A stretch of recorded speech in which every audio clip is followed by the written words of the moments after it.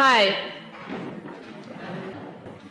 my name is Melinda Mann, and I'm a staff person at Grassroots International and also a member of last month's New England Observers delegation to Haiti. We went to witness the restoration of President Aristide and also to accompany Haitian peasant leader Chavannes Jean Baptist back to his hometown of Hench in Haiti's Central Plateau after he had been out of the country for several years in exile because of the coup. I want to welcome everybody here today on behalf of the organizations who are sponsoring this event. Those organizations are the Haiti Anti-Intervention Network, the New England Observers Delegation, the MIT FISL, and MPP EDF, which is the Papai Peasant Movement Education and Development Fund. We're honored today to have with us Professor Noam Chomsky, peasant leader Chavannes Jean Baptist, and the members of last month's New England Observers delegation to Haiti, who will be presenting a report back along with a slideshow and video of the trip. Today's program is entitled Building Bridges to Haiti's Movement for Social Justice. It's intended to provide a forum for learning about U.S. policy in Haiti, the history and the current work of Haiti's popular movement, the movement which swept President Aristide into office in 1990, and also to discuss and share the ways that people here in the Boston area can and are supporting democracy in Haiti. As part of this effort, we will be raising funds for the peasant movement of Papai, Haiti's oldest and largest peasant organization, which will be sent directly to Haiti. Before we begin the program, I want to make a few announcements about the logistics of the day. There are refreshments, as you probably all know, in the back. This is about a 3.5-hour long program, so you're welcome to go get refreshments discreetly at any time. There's bathrooms out the back and make a right. We will be passing around a sign-in sheet a little later if you haven't already signed in. Would really like it and encourage everybody to put your name and address down so that we can keep in touch with you about upcoming events. Also, I'd like to call your attention to the packets which you should have received when you were coming in the door. These packets, they have a listing of a number of groups here in Boston working to support democratic efforts in Haiti in a number of ways. There's a postcard that we're going to ask you at the end to all sign, calling for a congressional investigation into the ways that the U.S. has supported the coup regime in Haiti, which you'll find out all about today. And also a pledge sheet and an envelope for your donation to the Papai Peasant Movement, which goes straight to Haiti. If you do have to leave early, I would ask that you go through the back doors, not come down the front, and that you turn in your envelope with your pledge or donation to the people at the doors before you leave. Also, because this program today is on a very tight schedule, I really would like to ask your cooperation in making it run smoothly. One of the things that I just mentioned is leaving through the back and not, and trying to do things as discreetly as possible. I know there'll probably be a number of people coming in and out. Also, please be aware and respectful of the fact that our speakers have a very limited time, both for their presentations and for questions. So I'm going to try to cut things off right on schedule so that we can continue with the program. It's very packed and very exciting, but we want to make sure that everybody has the opportunity to hear what they came for and to participate as much as possible. Okay. So welcome. This event is being coordinated in large part by the Haiti Anti-Intervention Network. And before we introduce our featured speaker, I'd like to introduce Jean Wittersley from the International Socialist Organization, a very active member of the Haiti Anti-Intervention Network, who's going to talk about the work of the network so far in the last few months. So this is Jean.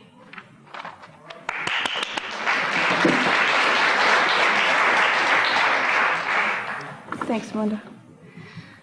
The Haiti Anti-Intervention Network is a group of organizations which have come together to support real democracy in Haiti in the form of the popular movements and in opposition to the role that the U.S. has played in that struggle.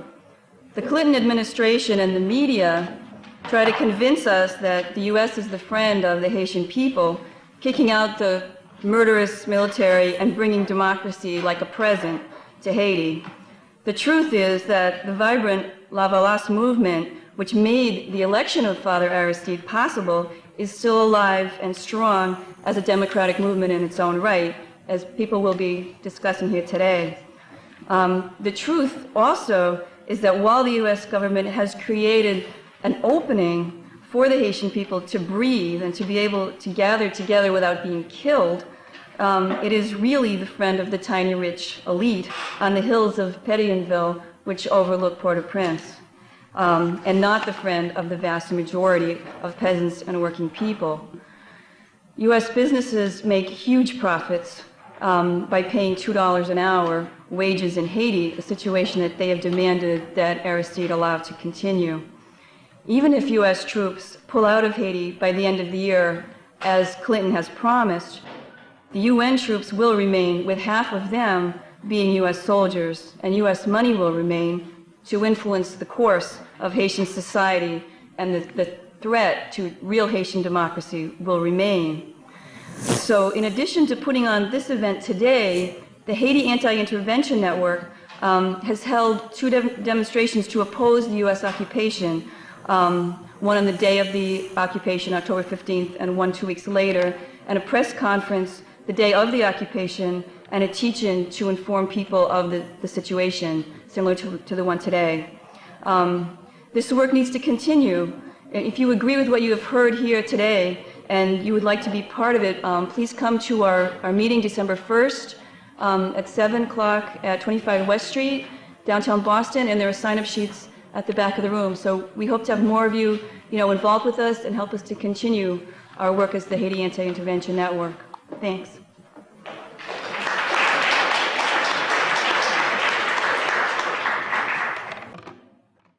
Thanks very much, Jean. There are a number of people and organizations who've played key roles in putting this event together, but two deserve special recognition for the incredible amount of work that they've put into this, both into the whole cause of opposing intervention and standing with the popular movement in Haiti, and particularly for their work on this event today. And those are the Boston Mobilization for Survival and its director, John Hill, and the American Friends Service Committee and its staff person, Paul Shannon, who just ran out to do something else right now. He's out in the back. But these two people have done a remarkable job of pulling together all of the logistics, doing the planning, calling people, making sure that this event happens, and it is. So thank you. Before I introduce our featured speaker here, I do want to let you know this is going to be a remarkable day in terms of the kind of experience and the talks and the presentations that we're going to hear. And immediately after Noam Chomsky, we're going to be having Chavannes Jean Baptist, who I'll introduce, is the leader of Haiti's oldest and largest peasant movement. And as all of us who went to Haiti last month found out, a remarkable popular leader with massive support from people, who has a absolutely brilliant and cutting analysis of what the U.S. is doing in Haiti, and also a lot to talk about in terms of what he sees as the challenges for the popular movement. So I would really encourage everybody to stay for the full day if you can, and to please at least really stick around for as long as you can to watch Chavannes, who's an amazing leader and person.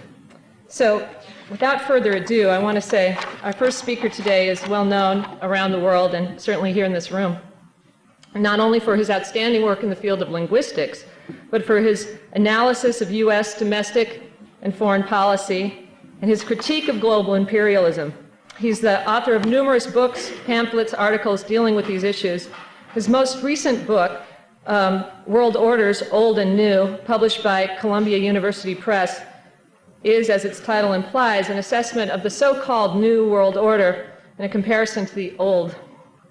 He is Institute Professor of Linguistics here at MIT, and to add to his stunning achievements, He's also been extensively sampled on an album by the musical group Bad Religion. So please welcome Noam Chomsky.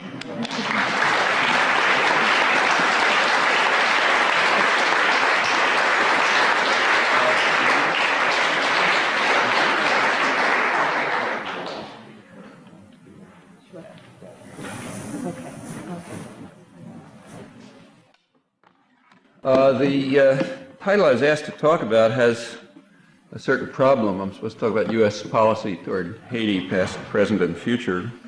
But as all well-educated and well-bred people know, the United States doesn't have any policies toward Haiti or anything else, so therefore there isn't any topic. We just have programs of generalized international goodwill, as historian Arthur Schlesinger explained while the B-52s were carpet bombing South Vietnamese villages.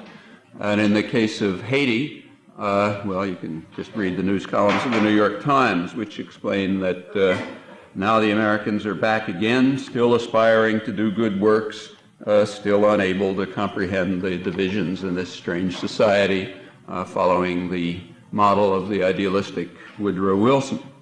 And if there's no policies other than international goodwill and aspiring to do good works, then there really isn't a lot to talk about. Well, actually, for accuracy, I should say that it's sometimes recognized that everything wasn't perfect in the past. There were occasions, and then we moved to another level of discussion in educated circles, at least. At that point, we moved to looking at errors, naivete, maybe excessive fears. The United States is a very frightened country. It's always under attack. That's why we have to spend more on the military than the rest of the world combined, because we're so enormously threatened. And sometimes people get, you know, a little excessive about their natural fears. And then, of course, we really can't understand these backward, depraved societies.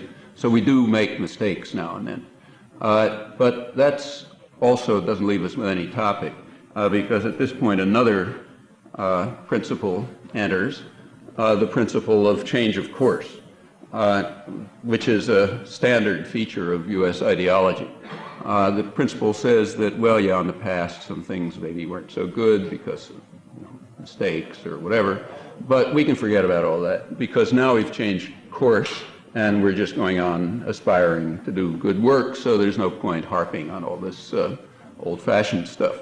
People in Haiti kind of mutter about the Marine occupation for 20 years, but we understand that that's behind us, whatever mistakes there might have been, and now we just are going on with our programs of international goodwill. Well, that's a pretty useful doctrine. In particular, it's an extremely useful doctrine for any criminal organization, because then you don't have to look at anything that happened in the past. And that makes it possible to sustain the crucial principle of intellectual life, namely that our leaders are noble and benevolent, though occasionally make mistakes and so on and so forth. The doctrine of change of course, which incidentally is invoked with incredible regularity, sometimes every few weeks for pretty obvious reasons, it has another nice feature. It guarantees that nobody will ever understand anything that's going on or anything that will go on. And that's useful too, because you don't want the rabble to get too much insight into what what's happening before their eyes and what in fact they're inadvertently or not are supporting. The only way to policies flow from institutions. Institutions are pretty stable. Consequently, policies are pretty stable. And if you want to understand them, you have to look at their institutional source and how that's played itself out over the years. And if the whole past is always is at every point wiped out as irrelevant, you have a guarantee that that won't happen. So that concern about possible insight into the real world is therefore obviated. And again, that's a very useful feature of an advanced educational system. If you have gone to good colleges and you've gotten into the professions and so on, you can understand the significance of maintaining that doctrine. Otherwise, you might have to learn something from the past and also learn something about the present, since these institutions remain the same and the policies remain the same. This way you can avoid looking not only at the history of everything that's happened, but also at the very explicit planning record that tells you why. It's not that planners are, reticent about it. I mean, it's mostly classified, but free society, so it gets opened up after 40 or 50 years. And if you look back, you find policies outlined with great specificity that tell you almost exactly everything that's going on. From both the policies and the way they've played themselves out, you can pretty well deduce what's going to happen next. So it's therefore very important not to look. For example, if you look, you'll discover that our policies with regard to Latin America at the highest level, quite consistently, were based on the principle that the major threat to U.S. interests, I'm virtually quoting, is nationalistic regimes which are responsive to pressures from the masses of their population for improvement in low living standards and diversification of production for domestic needs. This was part of a bigger problem, which the State Department called the philosophy of the new nationalism, which was sweeping over Latin America after the Second World War. According to the philosophy of the new nationalism, the prime beneficiaries of a country's resources should be the people of that country. And furthermore, development of those countries should be not only for domestic needs, but should be egalitarian and so on. And that obviously won't do. The U.S. position was that this form of nationalism must be destroyed in all its forms. And at hemispheric meetings starting in February 1945, the U.S. in fact used its power to undermine the philosophy of the new nationalism and to instill the right principle that the prime beneficiaries of a country's resources are the investors from the United States, and that development that is responsive to the needs of the population is not to be permitted. Development has to be complementary to U.S. needs, not conflicting with it. And that's in these various testing areas for scientific methods of economic development that the U.S. has been running throughout Latin America. That's indeed what was followed, with the consequence that you discover, for example, that Latin America has the highest rate of inequality of any area of the world, and that it's mostly a disaster area.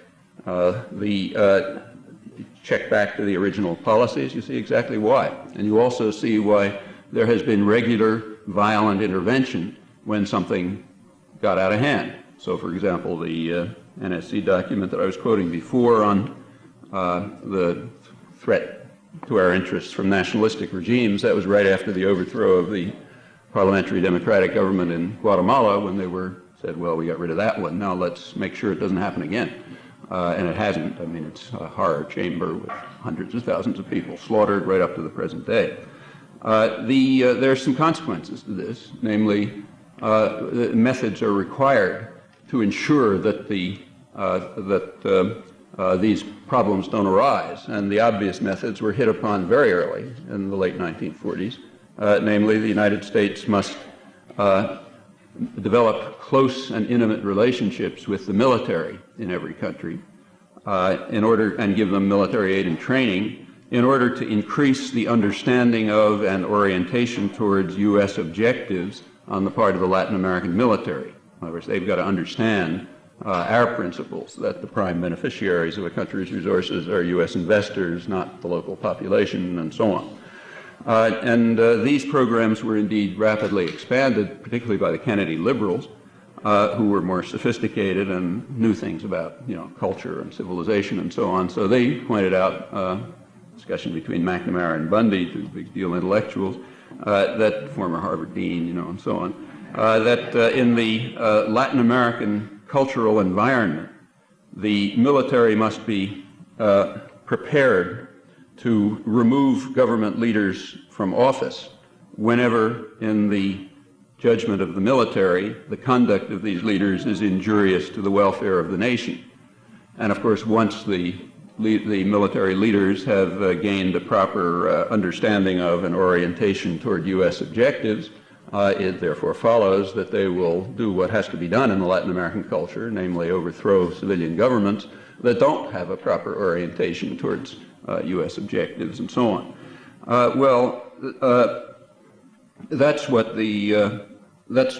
That's the core of what the record shows. There's another side point that ought to be stressed, and that is that the biggest threat has always been not just a nationalistic regime, but one that looks as if it's successful.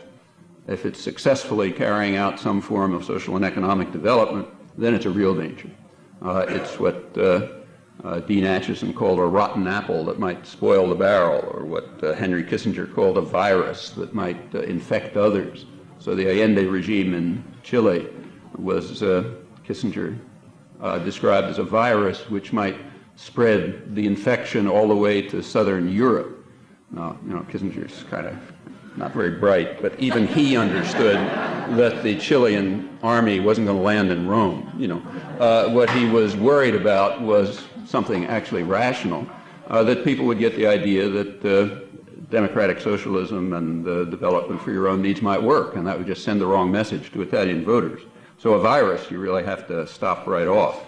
And there's nothing new about this. With regard to Haiti, certainly this principle goes back 190 years at least, to the time when the French diplomat Talleyrand wrote to James Madison the following, that the existence of a Negro people in arms occupying a country, not theirs of course, occupying a country it has soiled by the most criminal acts is a horrible spectacle for all white nations, particularly white nations like England and the United States and France that were entering into their industrial development on the basis of cheap cotton, kept cheap not by market principles but by extermination of the native population and bringing in slaves. So that was really a horrible example.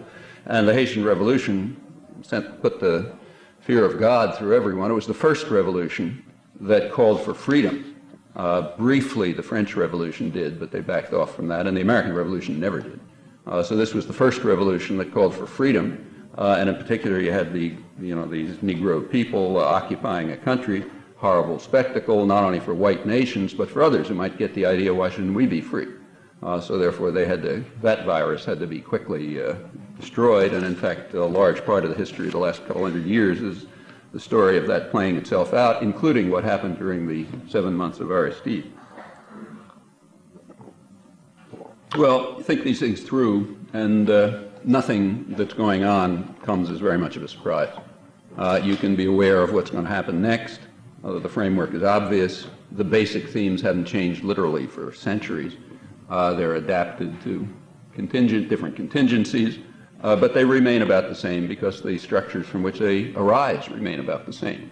And therefore, for those of you who are going into academic or scholarly work, it's extremely important to understand that nobody should be ever allowed to look at the history or the documentary record or anything else, because they just might understand too much. And that's not allowed. We have to have this principle of generalized goodwill and aspiring to do good works and noble leaders and so on and so forth.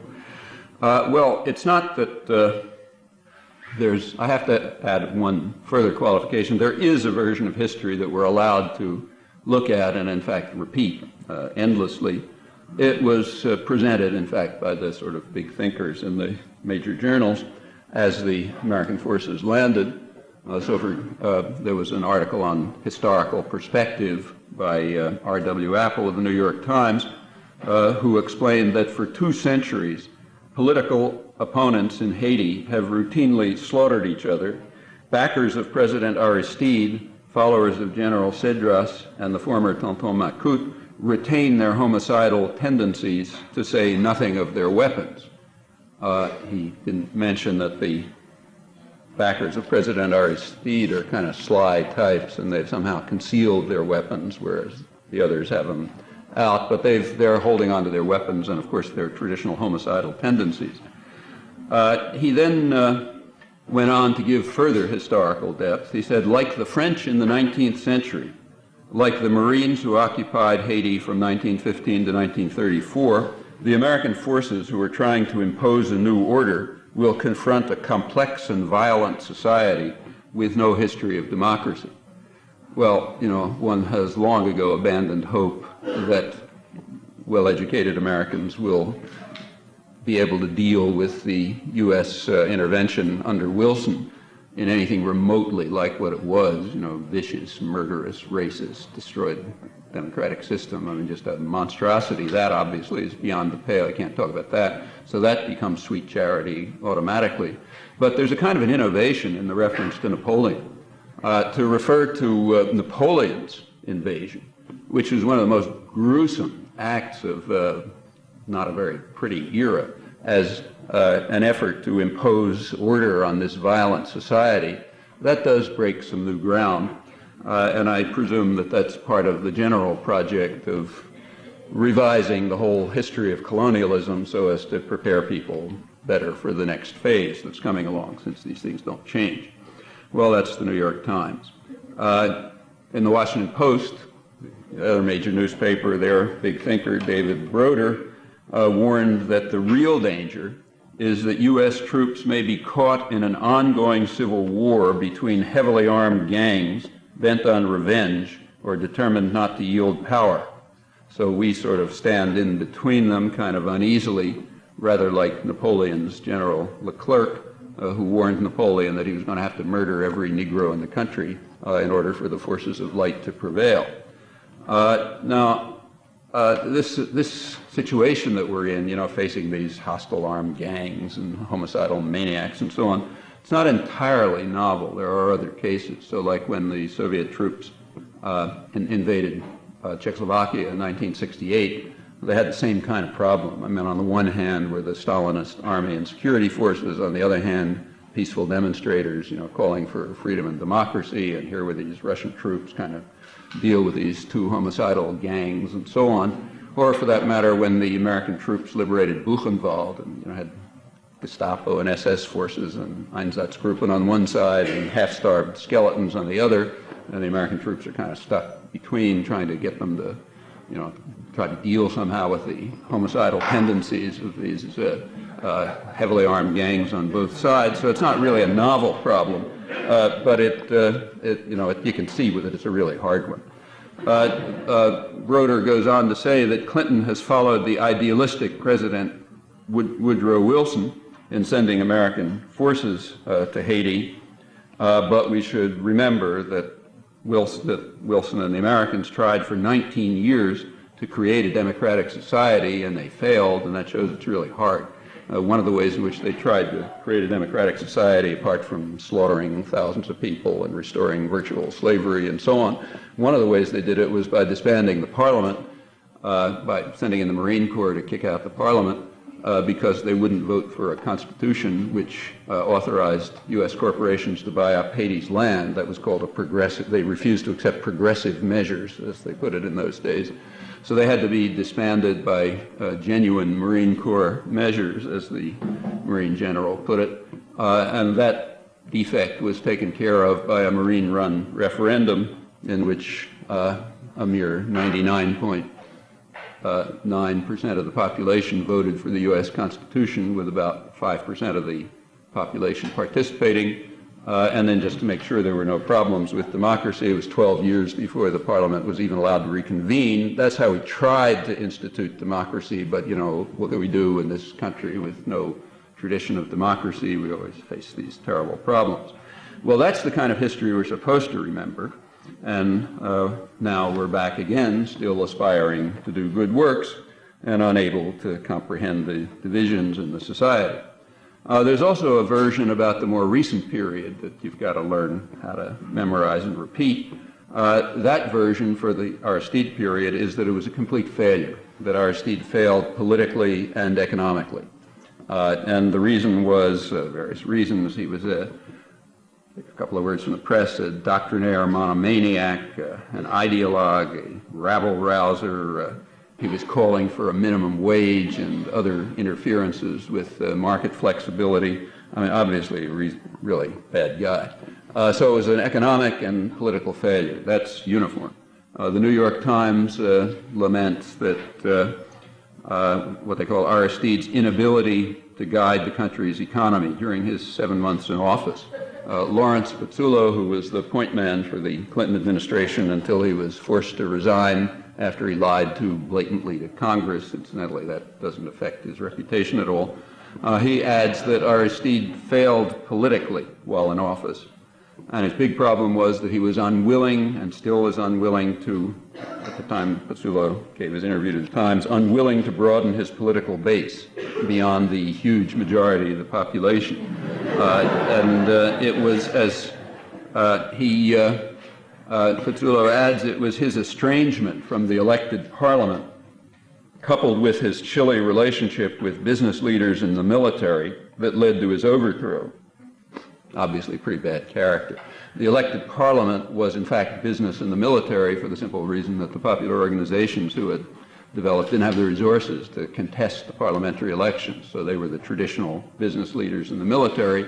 So knocking that out, it was his failure to deal with the business leaders like that, what's called the middle class in Haiti. It's about 1% of the population that owns half the wealth. The middle class and the military couldn't deal with them. He just was trying to ride to power on the wave of support of the overwhelming majority of the population, so obviously that's a political failure. But, you know, after all, what can you expect in a country with no democratic traditions? Just what America's Watch described as a vibrant, lively civil society that had enabled the population to play, for the first time, to play a major role in local and even in national affairs, and created the foundations for actually functioning democracy in which the rabble could actually have a role, which of course aroused horror here. We don't allow any such things, and he had to go. The crucial elements of this story are that it was a political and economic failure, and in order to maintain that, you have to overlook a few things. For example, you have to overlook the fact that it was described by the State Department in a secret leaked document in February 1992 as a surprisingly successful, they referred to the surprisingly successful efforts of the Aristide government, quickly reversed after the coup. And that was leaked, but it was fortunately suppressed by the press, so you didn't see it unless you read marginal journals. You also have to suppress the conclusions of the international lending associations, like the American Development Bank, on how Aristide's successes were welcomed by the international financial community, which gave him substantial assistance, further frightening Washington, and even you have to suppress the conclusion of the World Bank Haiti office that his policies were remarkably conservative and also quite successful, but not conservative enough, conservative, whatever that means, for American investors and the Haitian middle class, that 1% who's supposed to run things. The other aspect of this story is that this ideological monomaniac and rabble-rouser and so on has learned some lessons while he was in Washington. So one of his main supporters, Robert White, who actually has consistently supported the elected government, said after, a couple of weeks ago, he said, "I think the best thing that's happened to Aristide and his administration in exile is that they have had a crash course in democracy and capitalism. And they've come to understand that too much revolution scares away investors. Small countries can't afford too much social experimentation, like, say, minimum wage laws and things like that." The fact that he's been given a crash course in democracy and capitalism is true in the U.S. sense of democracy and capitalism. Democracy means that you do what you're told and you shut up about it, or better express your gratitude, and you serve the powerful and the rich. And capitalism means the same thing. These social experimentation that went too far are the programs that were hailed by the U.S. State Department as a surprising success, much irritating them, and by the international lending institutions and so on. But, not enough for the Haitian rich or foreign investors or the U.S. government, and worse, it was a potential virus. It was precisely the successes that made it dangerous, and that goes way back, we're back to Talleyrand. It's the successes of these deviations, nationalistic regimes that begin to respond to pressures from the population. If they succeed, it's a much bigger crime if they succeed than if they fail. So the reaction is kind of understandable. And the logic of that is pretty straightforward. If they fail, well, okay, one little spot, who cares? But if they succeed, the rot may spread, the virus may infect others may try the same thing. Pretty soon the whole system of domination begins to unravel. So success is the problem. White is not the only one who was expressing his hope that Aristide had been tamed and learned lessons in capitalism and democracy. The press took the same view. The thinker in the New York Times, the main diplomatic correspondent, Elaine Sciolino, had a big article headlined "Robespierre to Gandhi," expressing the hopes in Washington that this maniac, this Robespierre, had finally become the kind of Gandhian that we approve of. We're complete pacifists and absolute Gandhians, and it just pains us enormously if anyone doesn't rise to our level. But they were hoping that maybe he had sort of, in Washington, become what's called pragmatic. Pragmatic is another one of those terms like democracy and capitalism. Pragmatic means you sort of shuffle along with a pleasant smile and thank Massa for allowing you to survive. That's pragmatic. And maybe he had learned to be pragmatic. At least that's the hope. And there are others like Zulo who don't think he's really learned, and you really have to hit him over the head some more. But some think that it worked. Well, without proceeding, there is an official history, which is kind of like Stalinist history, and that history we're allowed to tell. But the real history, including just the simple history of what happened during those 7 months of office, that has to be suppressed, and suppressed completely.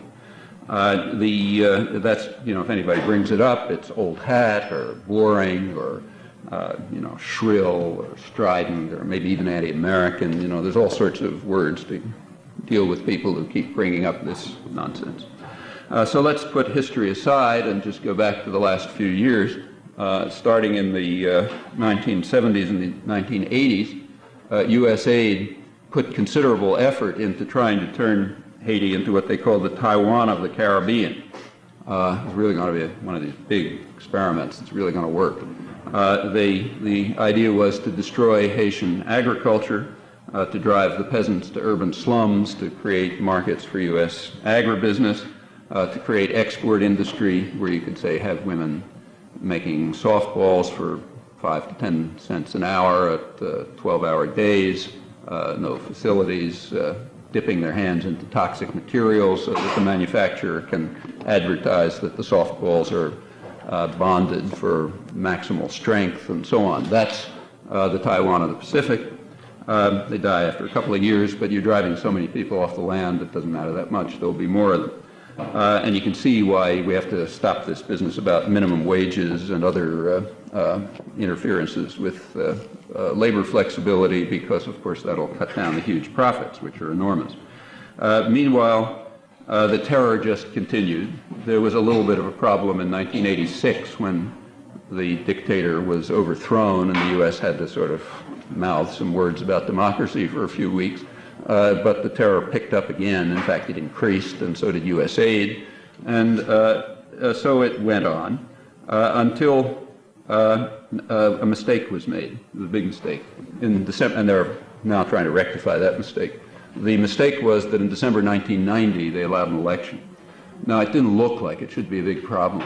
Nobody was paying any attention to what was going on in the slums or the hills and so on. They were just looking at the rich folk. And there, everything looked fine. The U.S. had its candidate, a World Bank official, had all the resources, should have just walked away. So it didn't look like there was a big risk.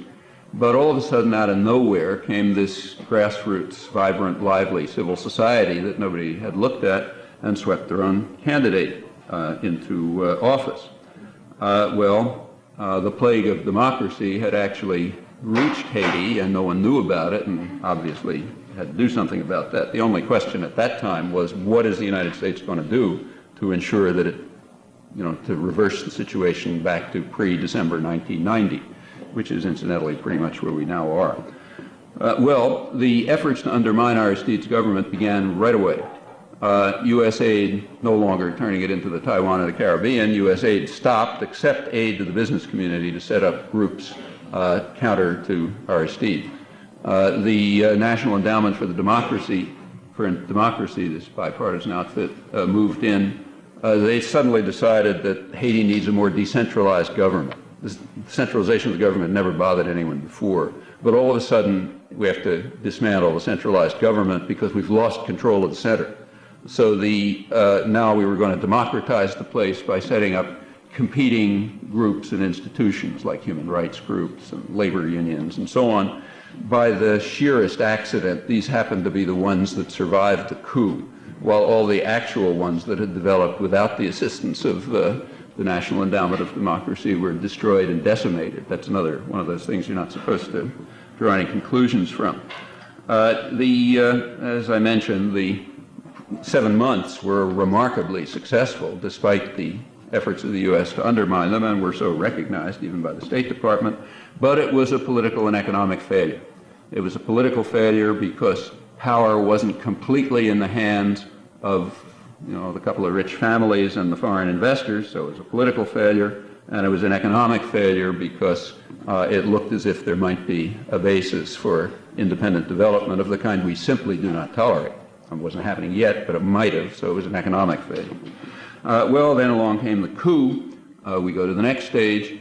The media reaction to the coup was interesting. There's a Boston media group, which many of you know, that did an analysis of media coverage after the coup, and it was very revealing. There was a lot of right after the coup starts huge atrocities. During the period of the 7 months in office, atrocities had cut down to virtually nothing except a handful by the army.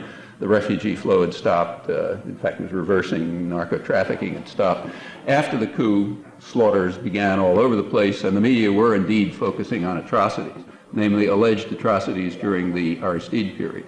So the majority of media coverage, while the security forces and their paramilitary associates were slaughtering hundreds and thousands of people, the majority of media coverage was actually on alleged atrocities during the Aristide period, and a lot of bemoaning the fact that he wasn't as committed a Gandhian as we hoped, and so on and so forth.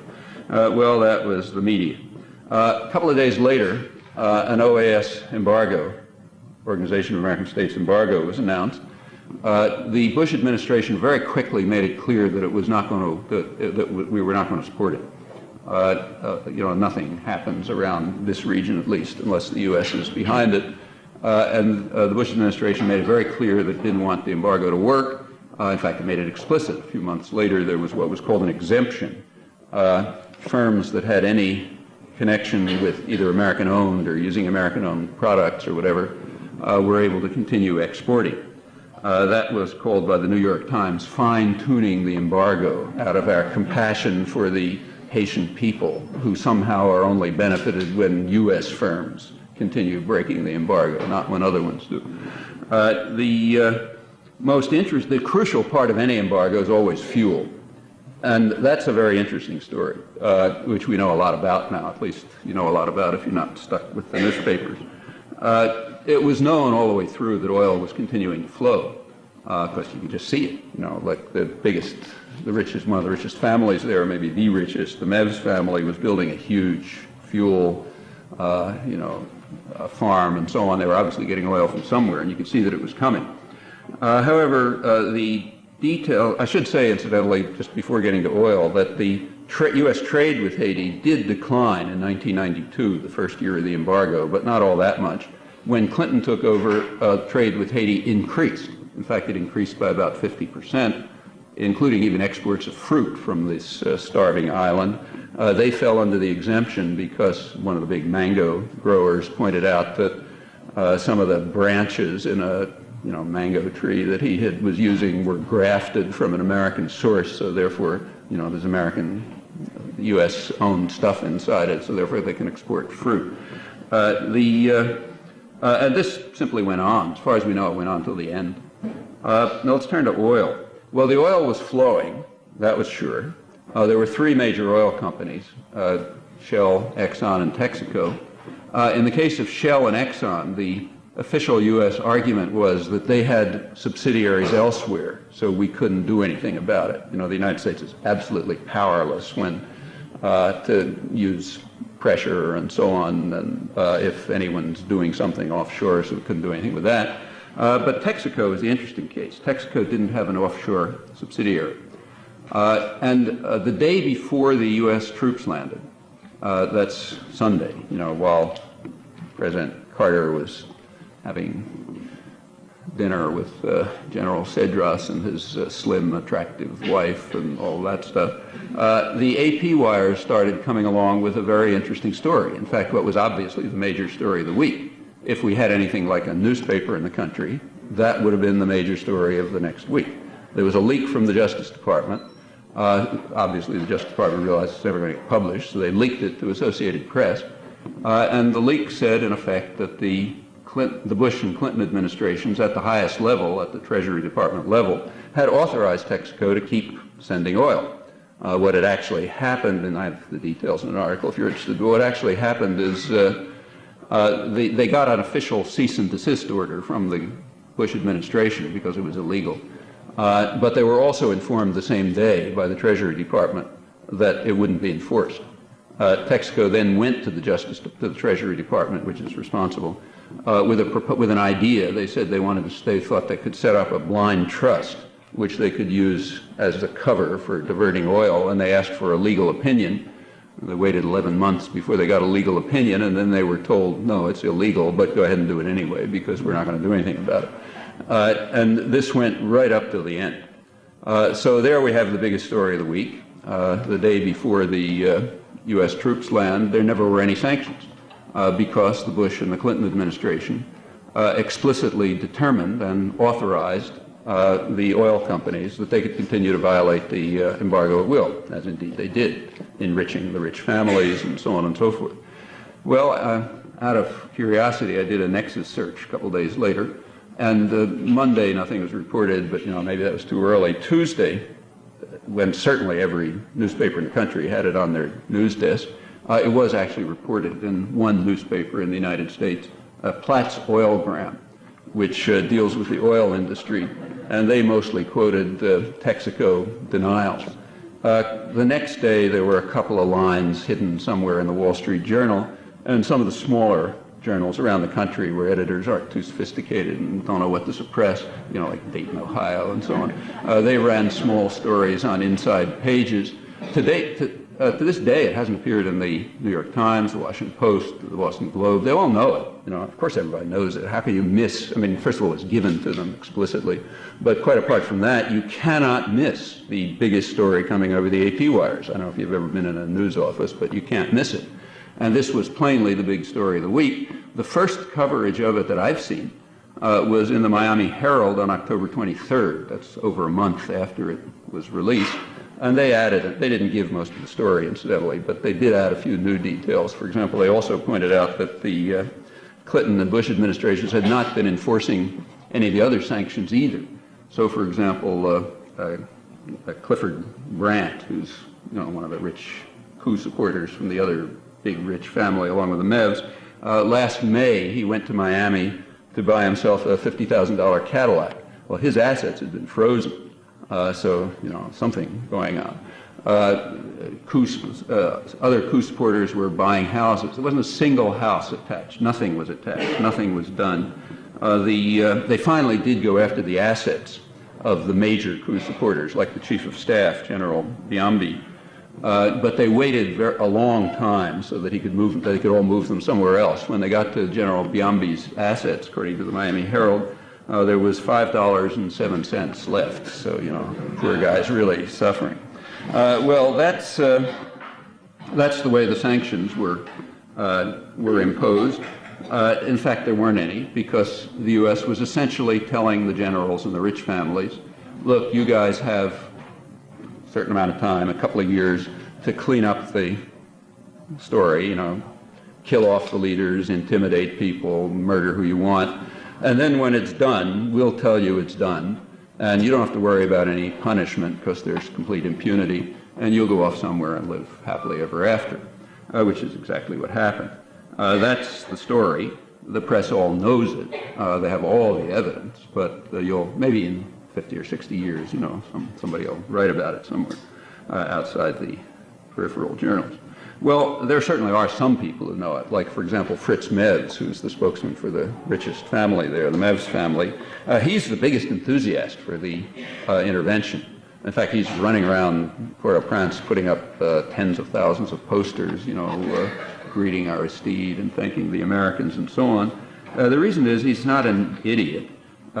He didn't have to wait for the AP stories to come along to tell him that the U.S. was authorizing oil shipments to Haiti, because he was building a facility to store the oil and sell it, like, to the American embassy. So I suppose he now knows the background. He's also smart enough to read the economic plan that was rammed down Aristide's throat. The core, which you have, again, you wait a while before you see this in the press. The press hasn't found it yet. But the economic plan said, the core part, you know, it says that the renovated government, the new government in Haiti, will focus its energies on civil society, particularly the private sector and foreign investors. Okay, that's Haitian civil society. Like U.S. investors are Haitian civil society, but not the guys up in the hills, you know, or not the people down in the slums. Well, he can read that, and he knows that he can also listen to Axel Koiker, the head of the World Bank, the guy at the World Bank Haiti desk, who explained that when this plan was released, that the plan is aimed at the interests of what he called the enlightened sector of the business class. The enlightened sector of the business class are the guys who don't like it when they're driven in their limousines in Port-au-Prince and they see, you know, corpses lying around. It's kind of unpleasant. They'd rather have people starving to death somewhere else, or maybe working in factories for 5 cents an hour and so on. That's the enlightened sector of the business class, and the plan is directed to their interests. The government has also been broadened so that they're going to run things. That's called democracy. Koiker also pointed out that there's not going to be any more talk about a minimum wage or other welfare. None of those things are on the agenda. Just welfare for civil society, private sector in Haiti, and the private sector in the United States, Haitian civil society. That's what the money will go for, and everything will be fine. So the government has at last broadened properly. We've got, it's reaching out to the middle classes, the Mevs, you know, that 1% of the population who own the place. And we have real democracy run by the Mevs and the Brandts and the U.S. investors and so on and so forth. Haitian civil society, in other words. Well, just to make certain that nothing's going to go wrong, Aristide is not being allowed to finish his term. The Clinton speech announcing that, you know, what was going to happen, all this great stuff, the centerpiece of it, which he emphasized, was that Aristide had really proven himself to be a real Democrat. He was going to step down when the Constitution required in December 1995. So it means he'll be there for a couple of months in a box, and we don't have to worry about it. Well, you know, you had to go north of the border to Canada, as far as I know, to find the obvious comment about this. There's nothing in the Constitution that says he has to step down in December 1995. The Constitution says he's to serve a 5-year term. It doesn't deal with the question of what happens if 3 years of that term are spent in exile while U.S. trained forces are, you know, slaughtering his supporters. Incidentally, U.S. training of military forces continued in Haiti at least for 8 or 10 months after the coup, and for all I know, right up till the end. But the Constitution says nothing about that. I mean, you can interpret it either way. If you have a sort of a lingering taste for democracy, you'll interpret it as meaning that he's got 4.5 years to serve, meaning the population who voted for him have a president that they voted for 4.5 years. If you really despise democracy with a passion, you conclude that he's got to leave in December 1995. Now, as far as I know, as far as I can find out, it's 100% despising democracy with a passion in the United States. As I say, you go north of the border and people point out that this decision, which has nothing to do with the Constitution, is a partial legitimation of the coup, which of course it is. It's a partial legitimation of the coup, exactly as the Canadian press said. Clinton is being much praised for his successes, and that's correct. In effect, they've restored the situation pre-1990 with one difference. This infection, this vibrant, lively civil society has been seriously, which nobody was noticed back then, has been certainly damaged, apparently not destroyed, but severely weakened, although amazingly it hasn't been destroyed. They don't seem to give up as quickly as people around here do. And in fact, we have some lessons to learn from the Haitians, not only about democracy, but also about other things, though learning about democracy might be a pretty good beginning. Well, one last comment. If you look at the history of Haiti over 500 years, the thing we're not allowed to look at, it's almost like a parable of the European conquest of the world, and just encapsulated in the most dramatic fashion. When Columbus landed in Haiti, he regarded it as a paradise. It was maybe the richest place in the world, with Saint-Domingue, the two places. Probably the richest place in the world, maybe the most populous, completely peaceful. He was just astonished. Actually, the British reacted about the same way when they landed in what is now Bangladesh, which also suggests something. The native population was wiped out within a couple of years. They then brought in slaves, and then robbed the place blind. Haiti was the richer part. A large part of France's wealth can't come straight from robbery of Haiti. It was the richest colony in the world in the 18th century. After the this horrifying event calling for freedom, it was punished, badly punished, mostly more by the U.S. than anyone else. The U.S. had more to fear from a place calling for freedom for blacks, obviously. By the time that Wilson's Marines were ready to invade in 1915, Caribbean specialists were still describing Haiti as a country of enormous resources and potential. That's 1915. Well, by the time the Marine occupation was over, nothing much left of that. And then we go into the period that I've just described. If you look at the place now, some Haitian specialists think that if things continue as they are, it may turn into a desert within our lifetimes. So within our lifetimes, the richest, most populous part of the world, on the basis of which Europe gained an awful lot of its wealth, may be uninhabitable. Well, again, that's the kind of thing that you're not supposed to learn anything about from if you are properly well educated. It doesn't have to happen. People in Haiti are struggling to prevent it from happening, but alone they're not going to win. They're going to have support from here.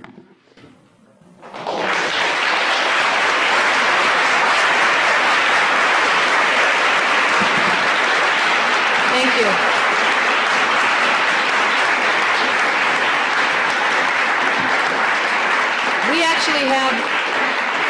Thank you very much. We actually have a few minutes here, about 15 minutes for questions. I should have announced this earlier. It probably makes the most sense so that everybody in the room can hear the questions, for people who have questions to come down here and speak in this mic. So those of you who have questions, please come down here. If we'd like to start from one, I know people over there on the far side of the room might not be able to get to it that quickly, but if there's somebody over on that side of the room that has a question, you can raise your hand, and I'll call on you, and we can start that way. But then other people, if you could come down here at the mic, that would be good. Anyone over there who has a question? No? No? No? No? Okay. Well, this person right here is ready, so. Hi, Professor. Just a few hopefully related questions. A little closer to the mic, maybe. Is that okay? You said USA had stopped when Aristide was elected. Did that occur immediately after he was elected? What was the official rationale for that? And I have just a couple follow-ups. Well, actually, aid for investment stopped. I mean, I don't know if it was that minute, but it stopped very quickly. And aid continued, but it was to the business community to set up to support the business community in defending itself against the threat that Aristide might institute social reforms. That aid continued. And how did the government justify this? Why do they have to justify anything? Is anybody asking them any questions? I'm sorry. Is anybody asking them any questions? To whom would they would have to justify it if reporters were saying, why are you doing it? But they don't have to worry about that. Did aid resume after the coup? And if not, Aid didn't resume after the coup, at least officially, although, you know, it's a mixed story, because as I say, right after within a couple of weeks after the coup, after the OAS embargo, the U.S. did grant an exemption for U.S.-owned firms or firms with U.S. connections. And that meant that things went on not all that different from before, but there was no, I assume there was no official U.S. aid, though there was U.S. military training. and where does the AP story appear? The AP story? The Texaco? The only place I know is an article of mine in Z Magazine this month. I sent it around to a lot of journalists when I read it, and some of the people in sort of, you know, peripheral journals used it. So there's a few things around. But the first story I've seen anywhere near the mainstream is the Miami Herald story, which does not give the details. Morton Halperin was in town recently at a study group led by a career CIA guy on covert operations, of all things. And he was asked, actually I asked him about Haiti. He's in charge of democracy, I think is his official title in the National Security Council as a special assistant to Clinton. And when challenged about Haiti and democracy, I sort of said, well, what about, you know, he's allowed to go back as long as he knuckles under, knows who's boss, and goes along with the World Bank and IMF. And he had three things to say that I'd like your response to. One was, well, he doesn't have to do that. If he doesn't want to, we're not making him. He can choose to do something else Sure. if he wants to. He also said, in reference to comments I made about Constant working for the CIA, that in fact he was only working for the CIA as an informant, and he tried to suggest that there was a difference in CIA operations between those who are gathering and reporting information and those who are carrying out so-called operations. And the third thing that I thought that he said, which I thought was very interesting, is that, just sort of in passing as part of the discussion, that now AID and the National Endowment for Democracy are doing much of what the CIA used to do. Well, first of all, the National Endowment for Democracy is fairly recent, you know, just the last 10 years or so. So yeah, they're taking over some of it, but USAID always did. And I don't, you know, I wouldn't particularly demonize the CIA. The CIA is just the, you know, it's just the branch of the, it's the part of the executive branch of the government that carries out operations that the White House doesn't want to acknowledge. And pretty much that's what it does. And that's true here too. So for example, when Brian Littell, the chief CIA specialist in Latin America, was testifying before Congress through the coup years about how Aristide was a lunatic and a monster, and Cedras was this kind of nice guy, and there were no human rights violations. It's impossible that that was done without the authorization of the Clinton administration.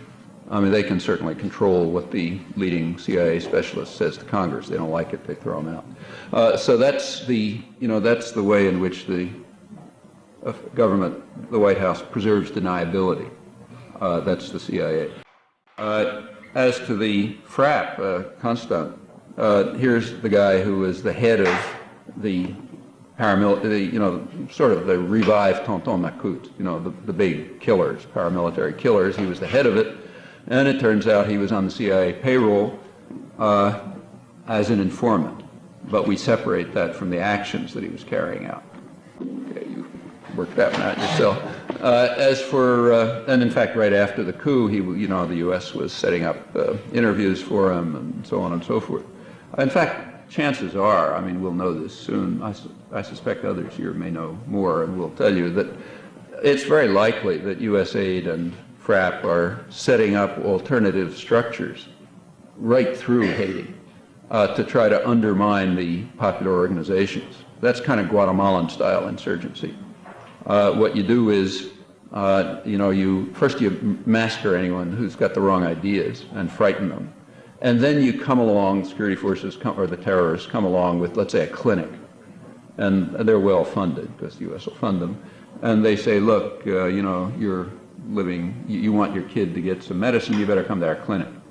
And that's the only place you're going to get it. And when you come to our clinic, you better be properly obedient and follow us along. And after a while, that kind of counterinsurgency, which probably the Guatemalans under U.S. direction developed more actively than anyone else, that's successful. It works. And I imagine that that's what they're doing in Haiti right now. Others who know Haiti a lot better than me can say. As to Aristide's doing this voluntarily, yeah, sure. I mean, he could choose to commit suicide if he prefers. I mean, the U.S. is always telling people they can do things voluntarily, but voluntarily means, when the biggest mafia don on the block says, well, you don't have to pay your protection money, it's voluntary. It's true, you don't have to pay it, but, you'll end up in a concrete slab at the bottom of the river next, but it's voluntary. It's like when the U.S. imposes what are called voluntary export restraints. The Reagan administration was very much in favor of a free market, as you recall, but they actually doubled. They were the most protectionist government in post-war American history, in fact, more protectionist than all combined, but it was all voluntary. They didn't raise tariffs. They just said, you're going to have voluntary export restrictions, voluntary or else, And the U.S. is so powerful and so rich that other people voluntarily agree to do what the boss tells them, or else, That's how the U.S. was able to reconstitute its auto industry and steel industry and chip industry and so on. If the U.S. had believed in market principles, they'd all be run by Japan, But they were told to voluntarily not interfere with U.S. Reconstruction subsidies for, failing U.S. industry, and they voluntarily agreed. I'm a little surprised that Mort Halpern would say that. He's smarter than that. But in a way, it's true. Okay, I want to ask if there's a woman who has a question. Yes. All right. What do you make of the debate?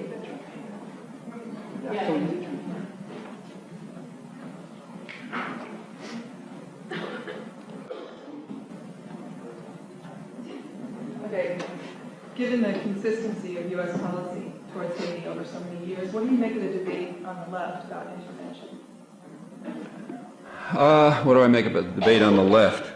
I don't know. I mean, to tell you perfectly frankly, I was ambivalent myself. I mean, I don't know what to say. In fact, the day before the intervention, I was quoted in the Boston Globe as being in favor of it and quoted in the New York Times as being against it. And the New York Times, the quote was just invented. The quote in the Boston Globe was sort of more or less accurate, but it didn't quite get the tone across. My feeling was sort of like this. I mean, if suppose I'm watching a torturer apply electric torture to somebody, and he turns to me and he says, would you like me to cut down the current a little bit? Well, chances are I'd probably say yes, cut down the current a little bit. And that's essentially what the issue was. I mean, it's, that you can't make a decision. I mean, there's no decision to make about such things other than, well, okay, if these guys are running the show and they're willing to cut down the current, I suppose that's better than keeping the current high. Now, I don't see why there should be a debate about it. I mean, that seems to me like sort of the right, in my view at least, that's the right position to take. I mean, I realize others disagree, but it's not that if the U.S. had not sent the troop, I mean, the U.S. in effect told the killers, you've got a certain amount of time to do your work, and then you're going to go, and we'll move in and restore the status quo ante, the former status quo. And, well, when they decided it's time to restore the former status quo, I suppose it's better than continuing the torture. It does, somebody said before, at least leave open, it makes it possible for people to survive a little bit. And it leaves open the possibilities of organizing and development, and it gives us possibilities of doing things that you couldn't very well do during a coup. I'm going to take somebody like, say, Paul Farmer, who we all know. During the last part of the coup years, he simply could not go back to his rural clinic. He'd be killed. All right, now he can go back. He won't be killed. Is he in favor of the intervention? I'm sure he isn't. Any more than in the sense that I'm in favor of turning the current down.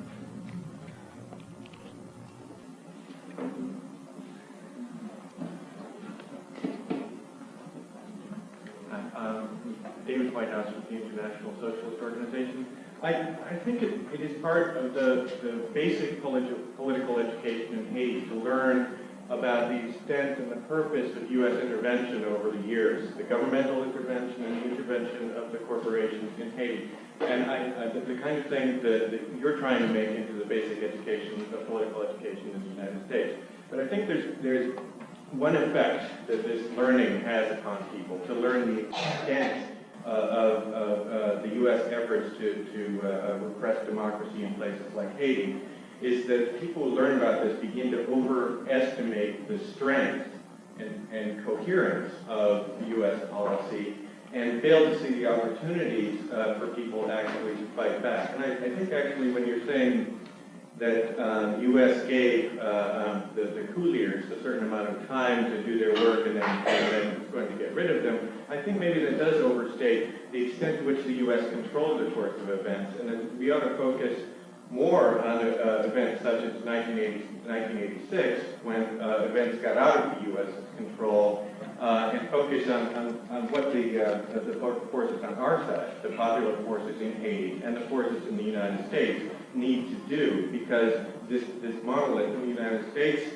isn't, it's not infallible. It can't be beaten. I want to ask, do you think that we ought to be out demonstrating to get U.S. troops out of Haiti? And how do you think the organization ought to go in Haiti? Well, I don't think the real issue at this point is getting U.S. troops out of Haiti. I think it's supporting popular organizations in Haiti, which is a different thing.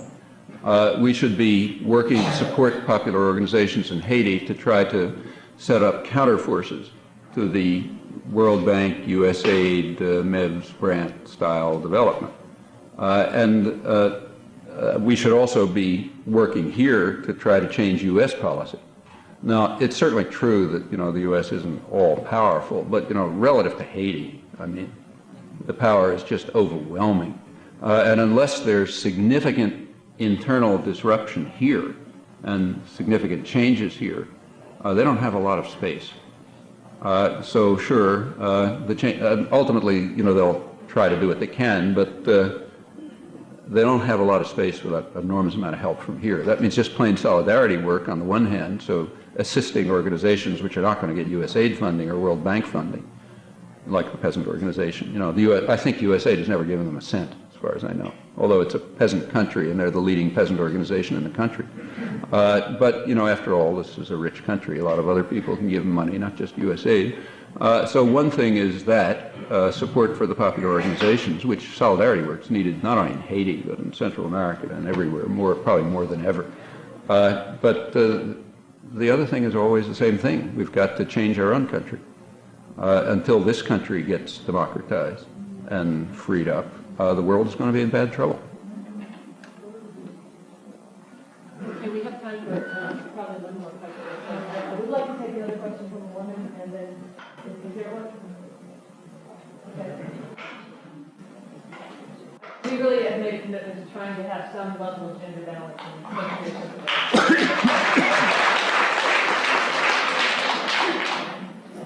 This isn't a question that I formulated much. I was just thinking of it when you were talking about. This is a question that I really haven't formulated very much, but it was just in response that I was thinking about what you're talking about, supporting peasant organizations.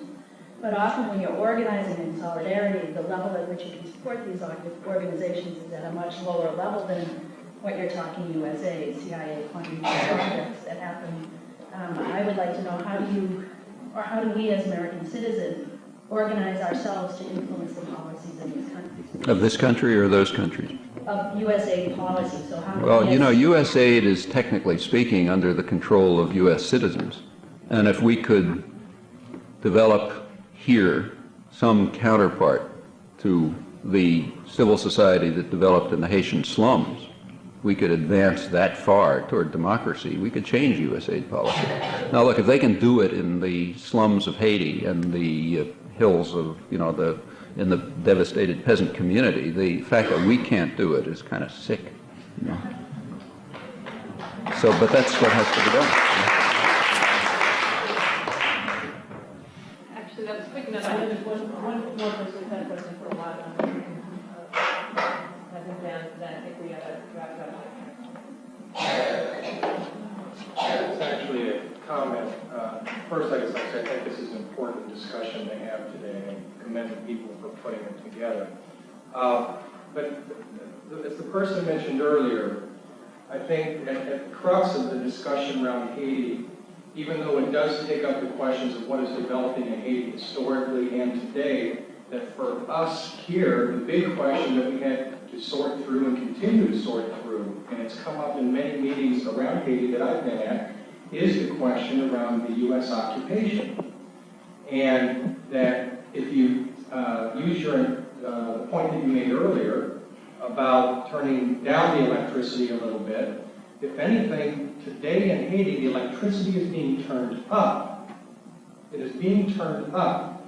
Over 20,000 telephone workers are set to be laid off as part of the austerity measures and deals with the IMF and World Bank, for example.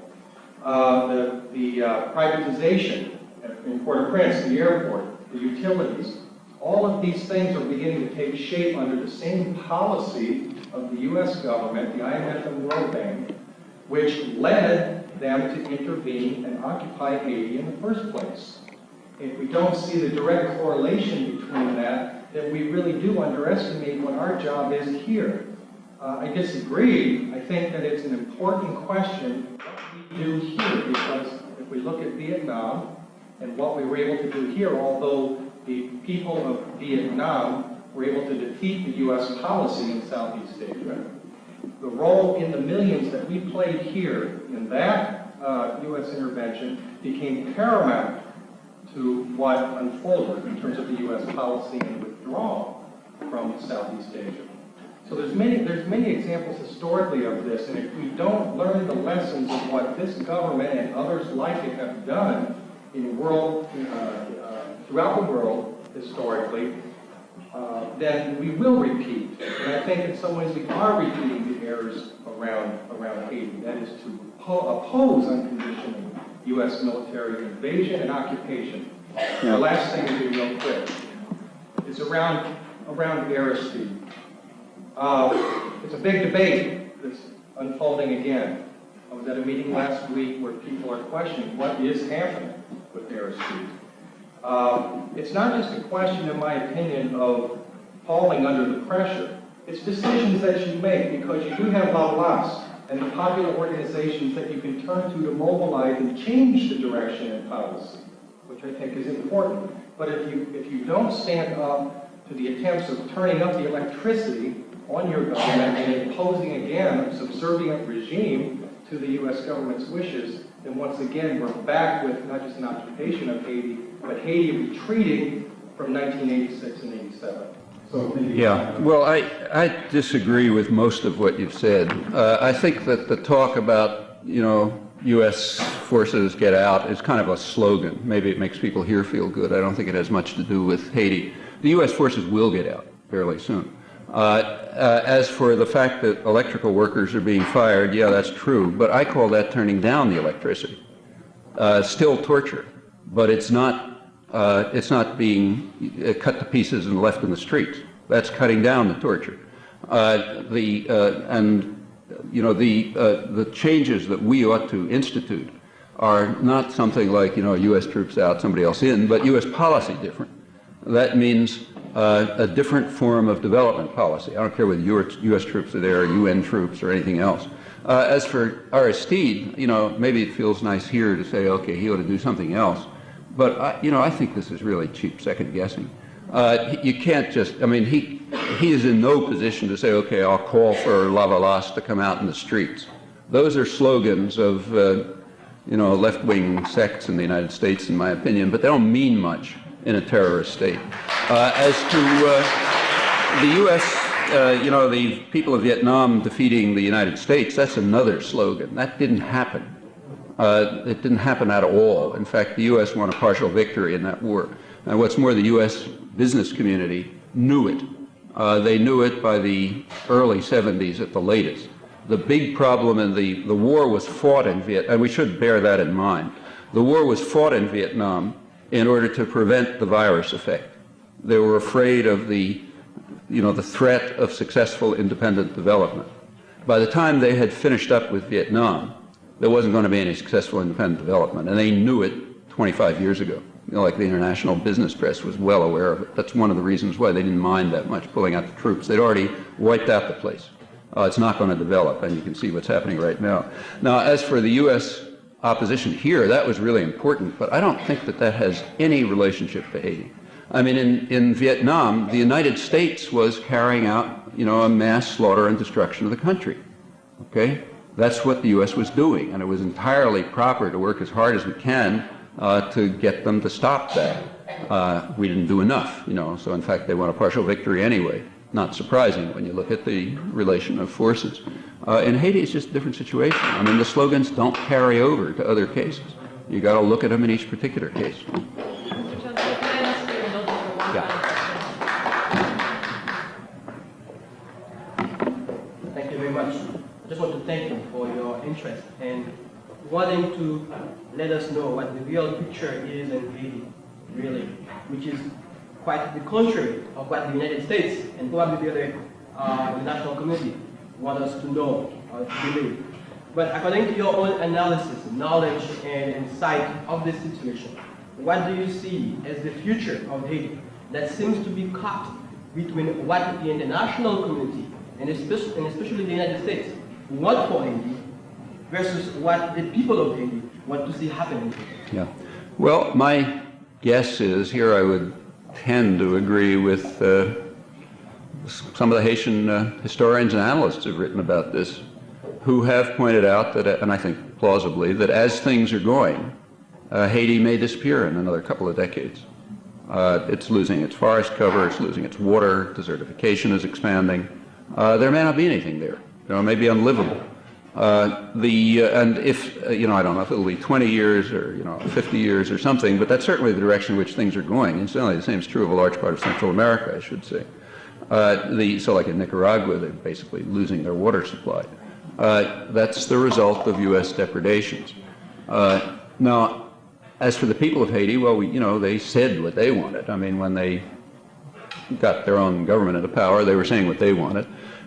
They can't achieve it without changes inside the United States, significant changes inside the United States. And we're the only people who can carry out changes in the United States. So it seems to me, again, that what's left for us is essentially two things. And they're in parallel. One of them is just give whatever kinds of support are possible and develop whatever kind of organization you can do to simply give assistance to popular organizations in Haiti, and the same is true throughout the region, or for that matter in the Philippines and everywhere. Give them as much support as they can. We have access to resources, not on the scale of the Pentagon, but, access to resources, and that can make a difference. Help them, along. The other thing is to change American policy, and that means carrying out a serious democratization of American society. It's going to be a big problem, unless that is done, it's not only Haiti, but most of the rest of the world is going to suffer very bitterly. And as far as I can see, those are the two things we have to talk about. The question of, whether the troops are there or not for another couple of months seems to be a minor question. Thank you so much.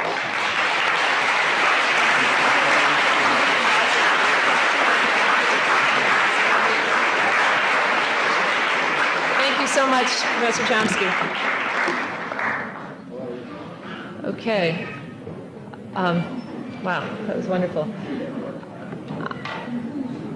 Now we're moving on into the portion of the program that concerns the recent New England Observers delegation to Haiti, and particularly one of the people who we were fortunate enough to accompany to Haiti, a Haitian who's been outside Haiti for the past few years because of the danger there, unable to go back. I work for an organization called Grassroots International, and for the last 3 years we've been sending cash grants and material aid to various community-based groups in Haiti. one of the main partners we have is the Papai Peasant Movement, which you just heard Chomsky mention and which many of you might be familiar with. I know that in 1991, when I was elected, they were a little shy when the World Bank and the IMF people went to Haiti, because IC, was elected with 67, almost 70% of the vote. They were, when they went to talk to IC representatives, they were like a little respectful of the people. And then they were asking questions. And I got some report from people in the finance ministry that they said that it was the first time over many years that IMF people and World Bank and IMF people were so nice, but it was because they know that IC was very strong with the support of the people. But now what happened, they are, imposing, the structural adjustment. People didn't know too much about structural adjustment, but in the street now in Port-au-Prince, you can hear people are saying, IMF, put the price of the gasoline to 38 goods, and they said that IMF was very angry with IC because instead of keeping the price of IMF said 38, 30 is still high, but IC put it down to 30, and people are saying that IMF is very angry with IC because of that. So now it's easier for them, it's a little more easier to impose the structural adjustment, which is a really deadly portion for the Haitian people. And now the way they will kill is one way they will kill is to prevent the popular organization from organizing, to try to dismantle them. And we know that we want the troops to be out, but probably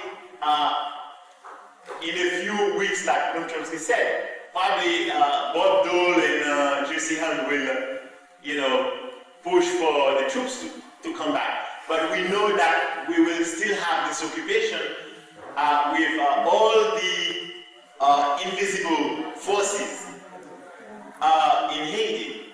So now, this structural adjustment that we don't have time to talk about it, but it's really a deadly cocktail for the Haitian people if they have to drink it. So it's going to be a big fight over this, and we want to count on your support, the support of friends in the US to help the Haitian people in this struggle. So, like I said, we want the troops, the US forces, to be out of the country, out of the Haitian political affairs.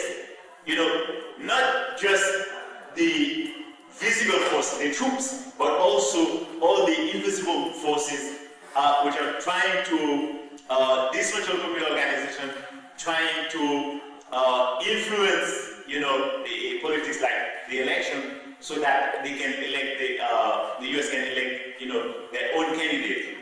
And we want, once again, we want to ask for your support in the struggle that Haitian people will have to do, in the coming months.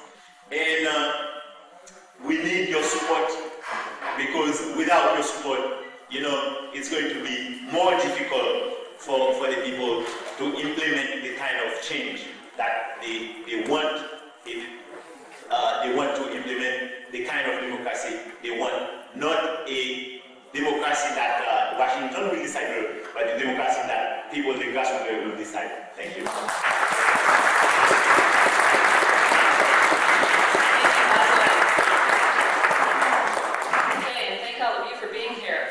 We actually have a great some video footage that's been put together now that we're gonna show here, sort of summarizing the whole New England Observers delegation to Haiti, the fourth delegation that we went on. if someone wants to get the lights.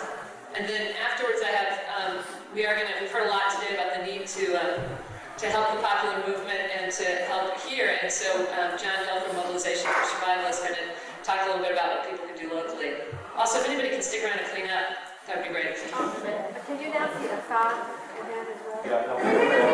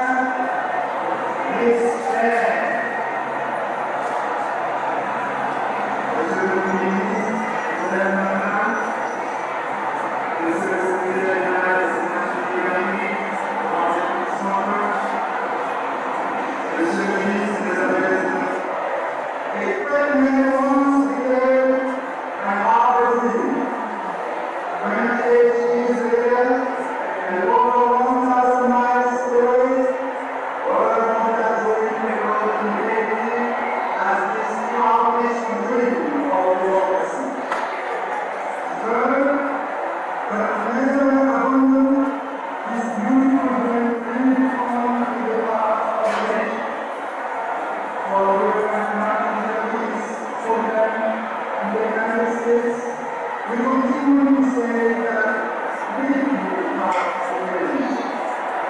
One day, now the authority to say that we have a history, and that our dream of democracy has become a reality.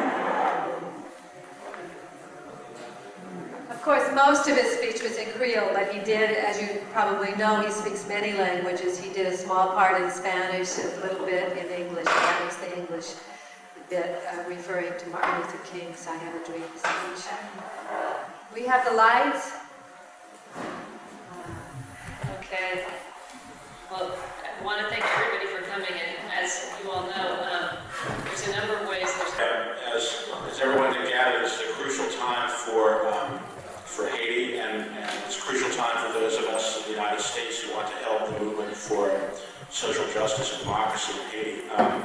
Before you leave, if you haven't gotten a packet, which everyone should, in your packet is a sheet here which lists groups working on Haiti issues and upcoming events, meetings, and activities. And I'll talk about the meetings and activities in a second. But do make sure to take a packet. Also, next to the refreshment table, outside down in the lobby below, is a literature table. And so after we attended the Mass and the demonstration in Grand Guave, we then went to Tigouave to speak to the U.S. Special Forces soldiers there.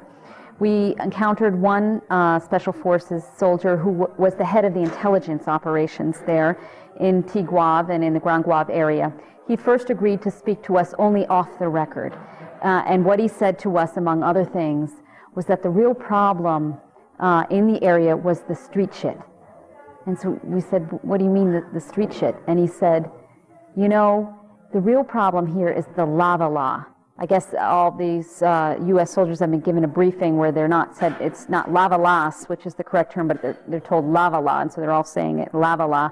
The real problem here is the lava law. It's the unemployed, the people on the streets, the students. They want something for nothing. And the people that are really the good people here, the people that are the professionals, the farmers, the people that have jobs, that really know what they want, that's the FRAP. And when we first came here, in fact, we asked people to give us a list of their members.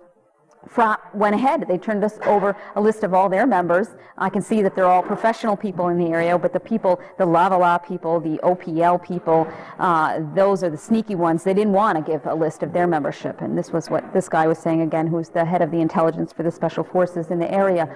He also talked about the violence over the past 3 years, that the violence, when we asked him what was going on during the past 3 years, if the real problem was the lava law people. I mean, what about all those killings? And he said, again, the only people that have to worry are those that are looters.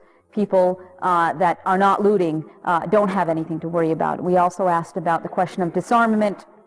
And he said, well, we were talking about FRAP, and he was again saying FRAP. They're the property owners, they're businessmen, they're people who have something to lose. I met with them at the beginning when I came in. I told them to stay home, lay low. And we asked, did you disarm them? And he said, of course not. People are entitled to keep their weapons, just lay low. These are the people who care. These are the people who have something to lose, and it's lavalas that's going to take it away from them.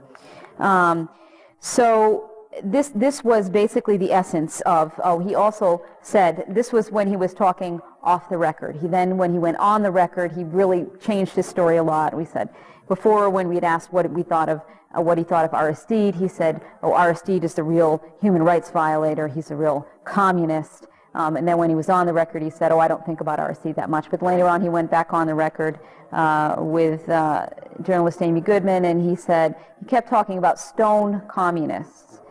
And Amy Goodman asked, what do you mean stone communists? He said, the Lavala and the guy in the palace, stone communist. They're a bunch of unemployed and students. They want something for nothing, and that's what he's promising, stone communists.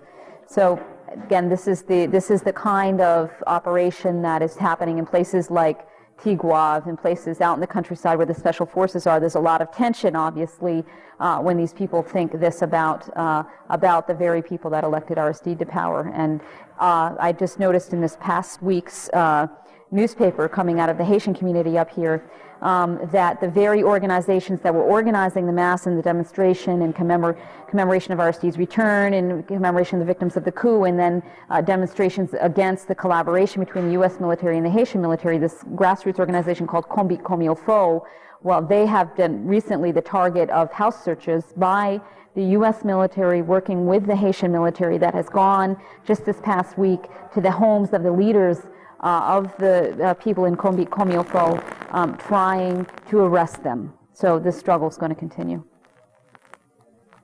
Very good. Okay.